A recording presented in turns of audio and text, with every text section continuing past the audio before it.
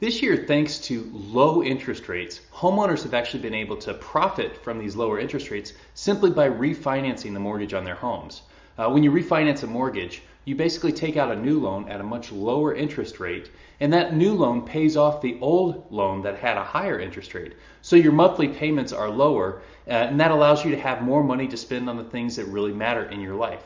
Well, in a similar way, corporations are using low interest rates to actually refinance their debt, and that leaves these companies with more profits and more ability to spend money on the dividends that they pay to us as investors. This is actually a big trend that's sweeping through Wall Street right now, and it's one that you can tap into with your retirement savings and actually generate more income for your retirement thanks to the savings that corporations are getting. Let me explain. So, for instance, Coca-Cola recently sold $4 billion worth of bonds. And I want to show you this chart here. This is a chart of Coca-Cola, and you can see that the stock actually traded lower right after the coronavirus crisis, but it's been recovering quite well.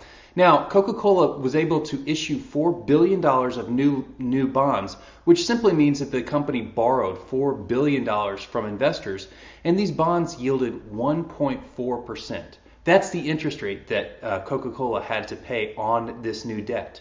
Now, Coca-Cola was able to use that new debt then to pay off some of its old bonds that were yielding as much as 4.125%. In other words, the company is getting almost 3 percentage points of savings by borrowing new money at a much lower interest rate and paying off debt that it had at a much higher rate. And this leaves Coca-Cola with less interest expense and more profits to be able to pay to investors.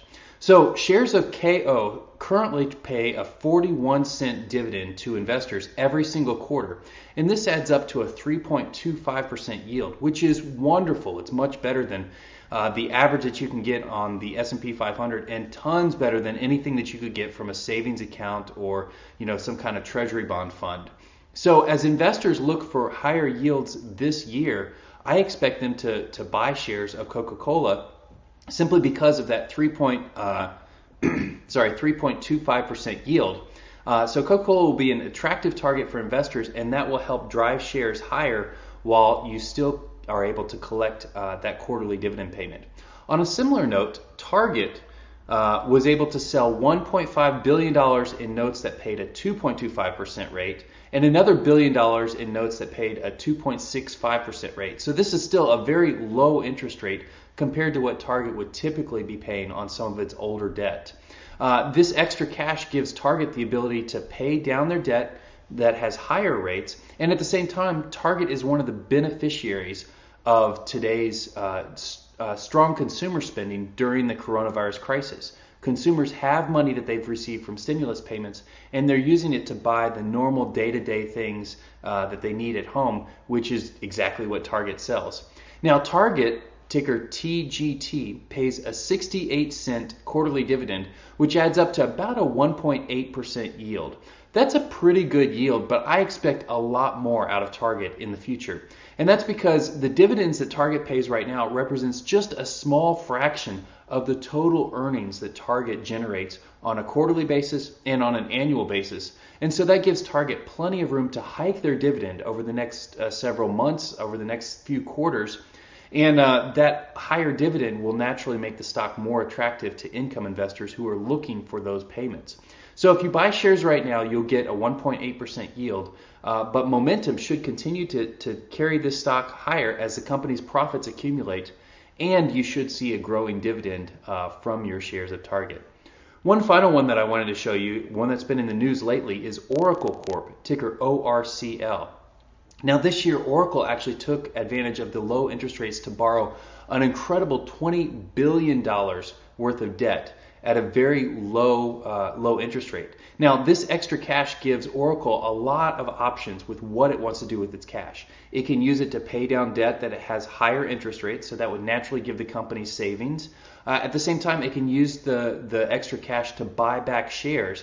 And whenever a company buys back shares, it means that the profits are divided among fewer shares, which means that you as a shareholder get more profit for every share that you own.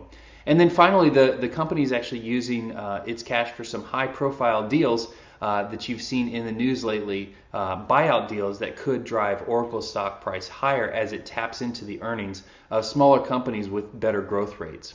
Right now, if you invest in Oracle, you'll receive a 24-cent quarterly dividend, which gives you about a 1.6% yield for your shares. That's good, but it's not great.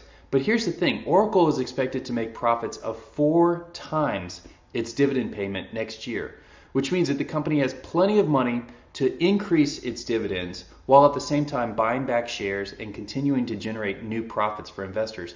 And that's why I expect Oracle to continue to trade higher while at the same time to pay you more in shares of dividend or in the dividends that you receive.